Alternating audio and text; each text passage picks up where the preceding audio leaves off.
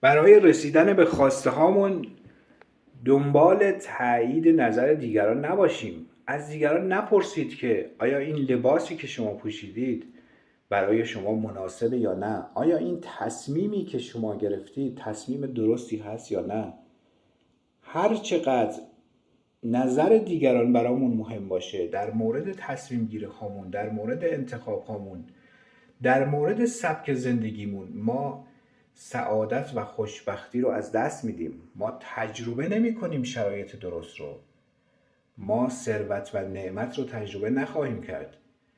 زمانی که ما نظر دیگران برامون کم اهمیت میشه، زمانی که ما دنبال خواسته های خودمون هستیم و زمانی که ما دنبال شناخت خودمون هستیم، درهایی برای ما باز میشه که الان تصورش رو هم نمیتونیم بکنیم. اگر تمام مردم دنیا جمع بشن نمیتونن تمام زوایای یک خواسته کوچیک من و شما رو بیان بررسی کنن، بگن از چه راهی میتونه این اتفاق بیفته. هر خواسته ای به بی نهایت طریق میتونه اتفاق بیفته، از بی نهایت راه میتونه برای ما برآورده بشه. کی این بی نهایت ها رو میدونه؟ به جز خداوند کسی این بی نهایت ها رو نمیدونه. ما باید به خداوند تکیه کنیم.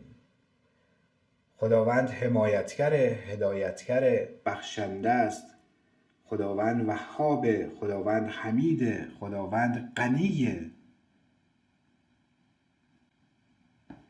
اگر میخواید درها برای شما باز بشن روی خدا حساب کنید. دنبال خواسته های خودتون باشید.